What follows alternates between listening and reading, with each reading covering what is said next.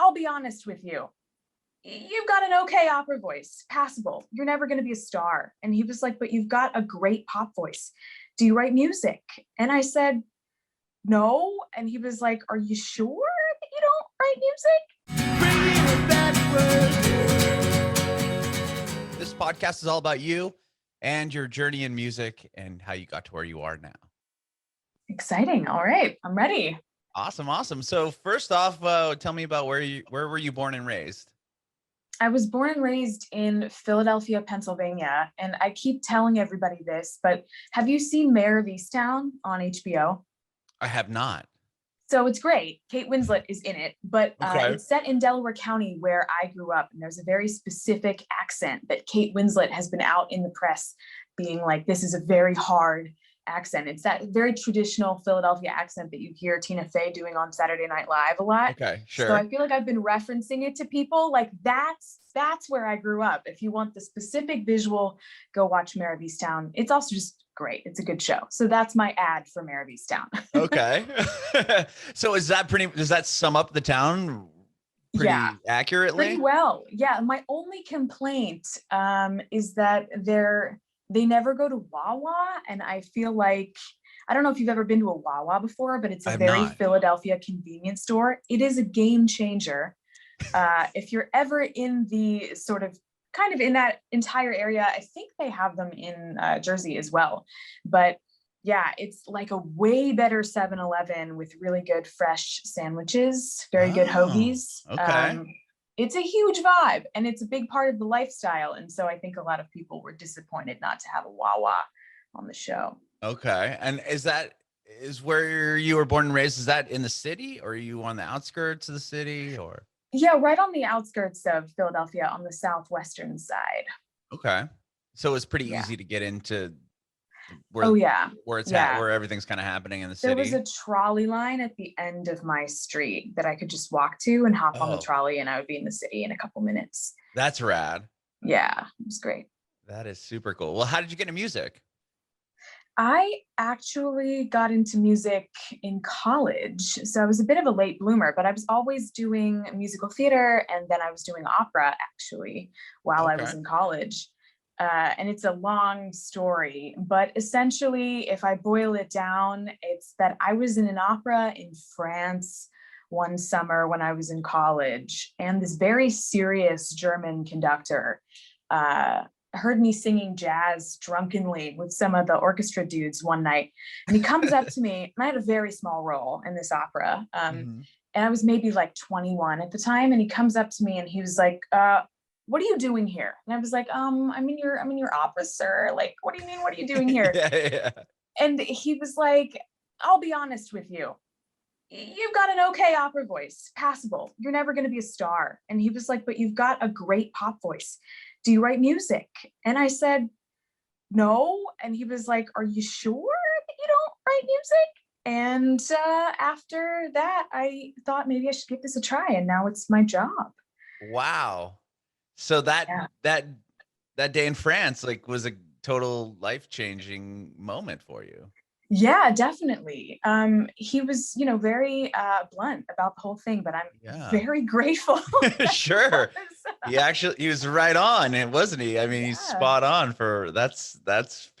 that's cool. Were you obviously a singer prior to this? I mean, when did you start singing at an early age? Yeah, really, really young. Just whenever around the house, whenever I could. My parents got me voice lessons, I think when I was like maybe 10 or 11. And then it just kind of spiraled from there. But I never thought I would be a professional musician. I actually thought I was going to be a politician. I wanted to be a lawyer and then go into politics. And then I'm really glad I didn't do that now. But so it's been a journey for sure, but I'm glad to be here now. Totally. Were you you talked about being in theater and opera. Were those things that you're interested in when you were younger, elementary, middle, high school at all? Yeah, as soon as I could get on stage, I did. My brother was in a couple of community theater productions and I was maybe 4 or 5 and he was already doing them. And I was just bugging my parents to be a part of this stuff. And bless Loretta Lacasse, who does this wonderful little children's theater program. Oh, sorry, that's my email making noise. I should All probably good. silence that. Um, but this wonderful woman in Philadelphia who does a children's theater program, my parents sort of, conned her into allowing like I was 5 or 6 years old kid in one of her shows, as long as I would, be good and follow direction. And yeah, I just got hooked after that. Wow. Well, they must have seen something in you as well. I mean, to be that young and be like, yeah, we'll let her in. Like, you must have been a very good singer then as well. I was a boisterous kid. I think that's a part of it for sure. Big personality for sure. Sure. When did you start singing opera? I mean, that's difficult in itself. I mean, you got to sing in a different language. Oh yeah. Yeah, that's a whole thing. The language stuff. When did you take that on? Well, I started doing that in high school, just for the repertoire part of it. When I was doing musical theater stuff, you want to have a little bit of that in your arsenal, I think.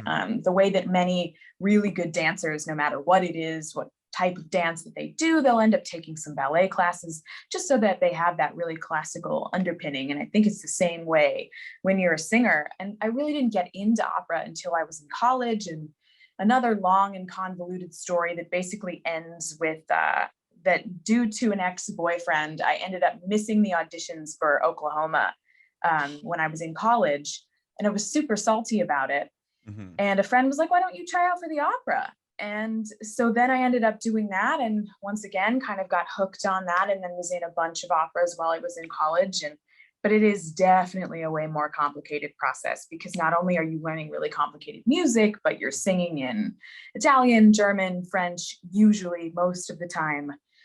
And I speak French kind of badly. But the other 2 languages, definitely not. No, not at all. Did you just have to like learn the inflections of like, I mean, was it obviously not knowing the language? That must have been difficult, not only to sing the way they do, but to kind of know how to pronounce the words, right? Oh yeah, and I was awful definitely at that. Though there's someone in like the directing staff of an opera whose entire job it is to make sure that you not only are getting all of your, your notes right and everything else, and they kind of go through all this stuff with you, but also your language stuff right. Because no matter what, even if you're, a huge opera star, you might be doing an opera in Russian and you haven't done a ton of Russian, whatever it is. I have a friend who's still in opera and is doing really well, and recently did an opera in Finnish, and he's never done anything in Finnish before. So he had to have someone kind of on board to help him through that process and learn how to sing it and everything else. It's a complicated thing. Yeah. Did you like have to learn like sort of, I mean, not learn the language, but like listen to people speaking in German or French, like to really kind of start to sing, in that language? Or was it just, you heard how the song was supposed to sound and then you would just kind of mimic it? Yeah, I am probably not the best. This is probably not what they want you to do, but I would listen to, the people that there were cast recordings, right, on Spotify or whatever. And so I would listen to that to sort of get my inflection down. Probably if you are any good at opera, you are out there listening to the language and learning the language and sort of getting in and around it so that you're not just mimicking somebody else. But that's absolutely what I did. Took the easy way out. There you go. Well, once this director told you, you should not be pursuing opera, but you should be pursuing pop music, like what was at that point, I mean, what was the first thing you did? Did you get home and you're like, okay, I should start trying to learn how to write songs? Like what was, that how was does it kind begin? of it. And I wrote a bunch of bad songs, and then I remember when I wrote a good one, I remember thinking, I think this is good, and just started to get involved in the scene. I knew a bunch of other singer-songwriters at the time through my voice teacher at the time, and just started to play in, kind of little shitty clubs in and around London where I lived at the time for college. And so just kind of started to claw my way up in that scene. And actually there's a jazz club in London called Ronnie Scott's, famous jazz club, and they have an upstairs level. And they would have, I think it was on a Tuesday night, like a up and coming singer songwriter night. And I played that all the time and just met as many other young singer songwriters as I could, and just kept writing and kept writing and kept writing. Okay. Were you writing the music as well, or like how? Tell me about the writing process for you. Did you? We didn't talk about if you played an instrument or not. I do. I play guitar, piano, and clarinet, all quite badly. Clarinet being the one that I'm the best at, because that's cool. In high school, but like very sexy, the clarinet. It's not like I'm coming into studio sessions these days and being like, oh, let me just put my clarinet together. Lay a couple clarinet licks down. Could you imagine? Yeah. That is not the way that it's going.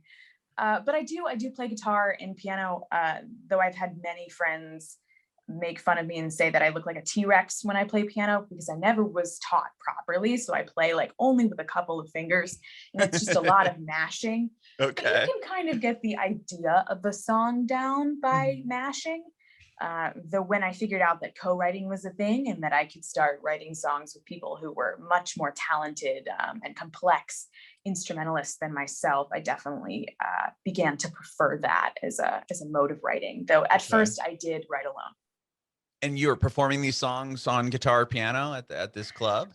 Oh, I definitely had friends back me up for that, because I'm not going to be out there mashing with my T-Rex fingers.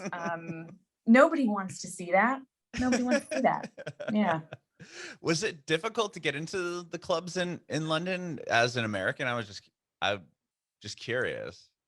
I think the first, I'm trying to remember when I ended up playing the first time. Oh, it was, so a friend of mine was playing and he invited me up on stage with him. And I think that slowly but surely I just started to know people in the scene, and it definitely didn't have anything to do with me being American and everything to do with me just not being a known quantity.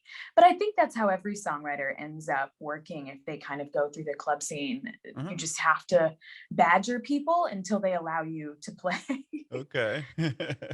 You said you wrote a bunch of bad songs until you wrote your first good one. What was that? Is that a song that you've put out? Or no, it's not a song that I've put out. But I played it all the time in London and then in New York when I moved there. My style has definitely evolved quite a bit since then. But I remember the first time that I kind of played it through to myself and thought, okay, this isn't nearly as horrible as the other songs you've written. Okay. And then from that point, was it like, all right, I've got something here, and then I should go try to do these open mic nights or perform them? I think the big test was whether or not the audience at these clubs and stuff thought that it was a good song. Because you can think, oh, so sorry, I'm on my iPad and someone called me and it just blacked my iPad out. I'm so sorry. We're in the middle of a podcast interview. My email's going off. That's the beauty of this. I love that about it, to be honest. It's just a real conversation, not too polished up. You know what I mean? So sorry. No, no need to apologize. Where was I? What were we? I was talking about. I completely lost my train of thought. When you wrote, oh, right. Yeah, your first song. You're bringing songs out there. I think the key was just, are people clapping? Do people like the song that aren't my mom? That's the big test. Okay. And I think, once you start to show it to people that aren't friends or they don't know you, they have no reason to clap. They could just sit there in silence and judge you. And so when people started responding, I thought, okay, maybe I've got something here. Okay. What was like the big, what was the first kind of milestone for you as an artist? Like, what was that took you to the next level, so to speak? Like, what, you're in the clubs, you have a few songs, like, when was it, like recording your first song and putting it out, or like what was kind of the big jump for you? I think the big jump for me was after I had gotten signed to my first publishing contract. They had signed me sort of for the express reason of pitching my music to TV and film, Okay. and to getting me into sync, as it's called. Sure. And my first ever sync was on Lucifer in its first season, in its infancy. It was like, I don't know, maybe episode 2, episode 3 of that show. And that was huge. Hearing Mm-hmm. my music on a soundtrack, on a new show that was buzzing. And that's when I thought, okay, maybe I can really make a career out of this and make this work. Was there like, how did you get the publishing deal? Were you just submitting like demos to different record labels and people, or how did that Yep. start for you? Yeah. And I had a lawyer at the time, and we were kind of doing the thing of, you're out there and you're trying to get a foothold, and nothing was working. And I very much was over the whole thing. And I thought, oh, this is never going to happen. It's never going to work out. And right when I thought it wasn't going to work out was when my then publisher, Carlin Music, who was since bought by Roundhill, who now are my amazing publishers, they kind of swooped in. They had heard, we didn't even pitch to them. They had heard a song that I wrote with someone else, I think, who was on their roster at the time. And they were like, who is this girl that is singing? And they kind of cold called me. And I remember I was in Philadelphia at the time. I had actually moved back in with my parents. I had been in New York and then failed miserably and moved back home to Philly, sort of, hanging my head and thinking, oh, what am I going to do? And they called and I said, oh, I can't go back up to New York for 2 weeks, just because I thought it was going to be another meeting where they were giving me the runaround. And when I came to the meeting, they said, we want to sign you, no bullshit. We want to sign you right now. Wow. And I thought, oh, wow. I feel really bad that I made you wait for 2 weeks. But, yeah. Was there a particular song they signed you on? Yeah, it was the song that I ended up getting my first sync with. It's called A Little Wicked. And that was the first song that I ever put out on my own. And now it's been in a bunch of TV shows and stuff. So they were definitely right about the sync potential of that song. That's amazing. And from that, getting that song in shows and, the syncs, what was like from there? Were you like, okay, now does your mind shift as far as like, now should I start to try to write songs in that realm of TV, or was it, I'm just going to keep doing what I'm doing and hopefully the songs that I write will make it to that level again? Yeah, I was lucky enough that what I was doing at the time, I think, lined up a lot with what people wanted for TV shows. And I thought to myself, okay, I'm sort of in the right space naturally. So hopefully as I continue to write, I will continue to have things that get on TV. And I've been really lucky in that way. Okay. That's cool. I mean, and you've had so much success with, a song like Think About You has over 100 million plays on Spotify. Like, when do you start seeing these numbers grow up? Was it with those first few songs? Well, Spotify probably wasn't really a thing in 2016. What was the progression as far as your career went? I think the biggest song that really sort of got to that echelon was definitely Think About You. So I had songs that were getting, a couple million streams, which was amazing. Far beyond anything that I had expected. And then Think About You came along, and that was sort of the behemoth, the first one that really changed it all for me. And was there something that happened with that song that created the buzz, or? Obviously the involvement of Kygo, and it was his first single for a while. I think he hadn't put something out in a second. If I remember correctly, he hadn't put something out for a couple of months or something. And it was the beginning of the year. It was Valentine's Day. And I think it was just right place, right time. And the song reacted well, and it was great. Wow. And how did you get linked up with Kygo? We actually have the same management team. We're at the same management company. And so I actually think we had written that song for someone else. I want to say it was a country artist or something. It had been down in Nashville with Aaron Espy and Petey Martin. And Petey ended up changing 2 of the chords, and the whole song just got way brighter and it kind of had this DJ vibe to it when it came back as a demo. And I think my manager, Ryan, and Kygo's manager, Miles, were both on that original email and heard the song and thought, this is a Kygo song. And they sent it over to him, and 24 hours later, he was working on it. Wow, that's huge. That is huge. Yeah, it was And crazy. from that moment on, was it like, were you playing live still during this whole period in between 2016 and when Think About You came out? Yeah, Okay. definitely. But not on the level that then I would end up doing with Kygo, for sure. It was a Right. bit of a shock. Okay, so did you tour with him, or like what happened when that song came out? Yeah, I ended up doing a ton of dates with him in 2019, which was just amazing. Some of these festivals, the first one that I played was 100,000 people at EDC Mexico, and I thought I was gonna die. I thought I was gonna die. I had never Oh, seen that many people anywhere in my right. entire life, let alone looking at me. And I Yeah, was so having the nervous. microphone to Oh yeah. speak out to them all. I was so nervous that when the cryo went off, the sort of steam that comes up out of the little cannons, and it has quite a loud noise. And if you've never been around it before, it's like, you know, and it surprised me. And I nearly fell backwards off of the platform I was standing on. And apparently behind me, the whole team was like, because they thought they were going to have to catch me. And I Yeah. recovered and it was fine. And I don't think anyone saw me because Okay. of the cryo going off. But yeah, halfway through the song, I nearly just ate it off the back of the platform because I was so nervous. Oh my gosh. Yeah. Like 100,000 people, that must just look like a sea of heads. I mean, I can't even Yeah, imagine what that pretty even looks much. like. This sort of like undulating, moving blob of humanity. Yeah, it was so cool though. And everyone was so supportive, and the fans were so supportive. And I will never forget that moment. That's huge. I mean, 2019 was a big year for you. I mean, you put out a bunch of songs in that year, Yeah. and I'm sure you had a plan for 2020 to continue the, success and the momentum. Like, what was that like, having that all kind of come to a halt? Like, I mean, where were you when the whole coronavirus thing happened?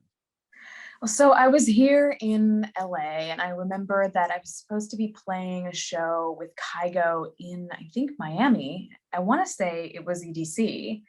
And I remember hearing that it had been canceled and thinking, okay, well, yeah, that seems safe, out of an abundance of caution, because at the Mhm. time I thought, surely it's not going to get that crazy. And I remember that we had 2 weeks of lockdown. And I was like, oh, all right, my roommate and I are going to stock up on food, and we're going to drink a Right. ton of wine and just have a great time.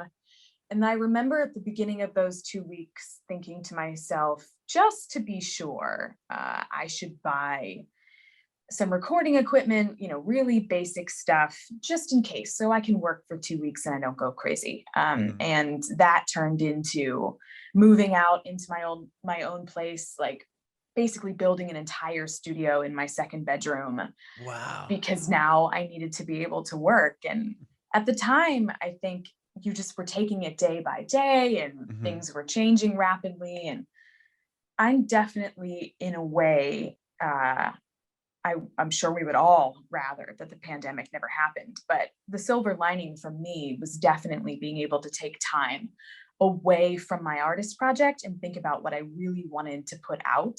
And Mhm. so I decided that I wanted to sort of come back to my singer-songwriter roots when it came to songwriting, and then also writing for myself. And I'm so glad that I got that time to think Mhm. about that.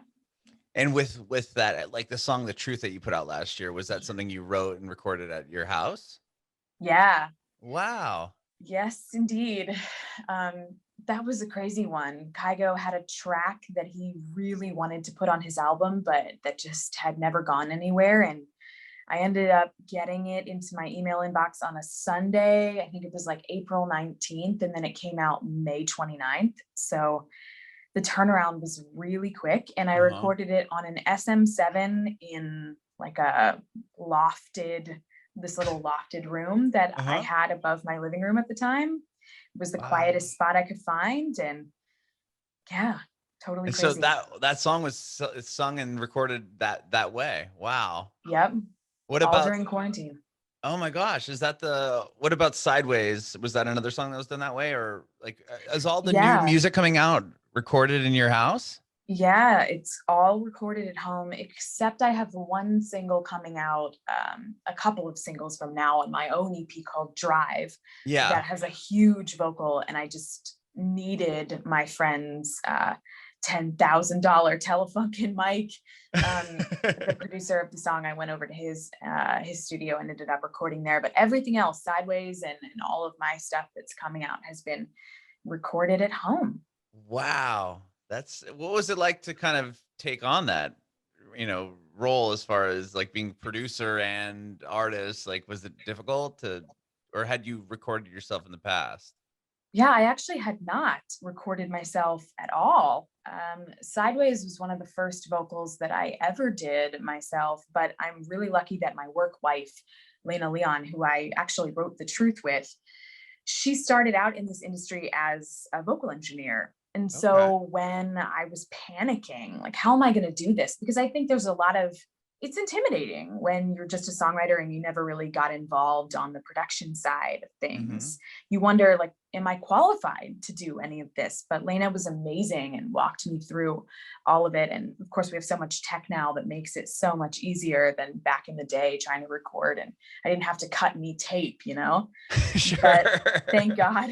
Um, but yeah, she walked me through the whole thing, and I'm so grateful now that I have the ability to record myself. It's really empowering. Hmm. And what about co-writes? Were you doing those at all, or was that Oh something you yeah. had to do like over Zoom? And what was that Yep. like? Sideways and The Truth were both written over Zoom. Sideways was actually my first Zoom session of the Really? pandemic. Back when we thought, like, oh, this will be 2 weeks. We'll Right. just do a Zoom session for fun. Right. Yeah. Okay. Must have been, were there like, hiccups along the way as far as that went, or was it, how do you feel about doing co-writes over Zoom? It's actually been pretty good. I've gotten some great songs out of it and things that I've really loved. But I think that it is definitely easier when you know people and you have been friends for a while and you've worked together for a while, and then you end up working over Zoom because you know each other's style. It Hmm. definitely has been a little bit harder when you're in with someone that you've never met before and you're just like, hi, nice to Yeah. meet you. And you're trying to understand each other's style, and yeah, it's a whole thing. But I've been very, very lucky with my co-writers in the past year. That's amazing. And the most recent song you've put out is Iris. Tell me about that song. Yeah, so that's a cover of the classic Goo Yeah. Goo Dolls song. Hmm. And I had the great honor of singing on their last record. I did Oh, backgrounds for you did? them. That's Yeah, amazing. So how did you get which involved with them? it was really random. I was at a friend's house, my friend Derek. He was producing a bunch of the songs on their record. Excuse me. And we were just, songwriting together one day, and he was like, oh, I'm working on this Goo Goo Dolls record. And he was like, actually, they're looking for a female backing singer. He was like, you don't do backing vocals, do you? And I was like, for the Goo Goo Dolls, I do. Of Yeah. course I do. Yeah, like 100%. And that was a wonderful experience. I got to go into Capitol, this Wow. amazing historic studio. And for, I think, 2 days, I came in and did backgrounds for them. And that was just wonderful. And then I got to go and see them live. It was actually my second time seeing them live, but this time we were backstage and it was all fancy. And it was just such a joy to be a part of all of that and to see people that were, true heroes of mine Hmm. growing up. And I think during the pandemic, I was listening to them a ton. And after a couple months of like belting out Iris in the shower, I was like, maybe I should cover this, and ended up doing it. And yeah, now it's out. Wow.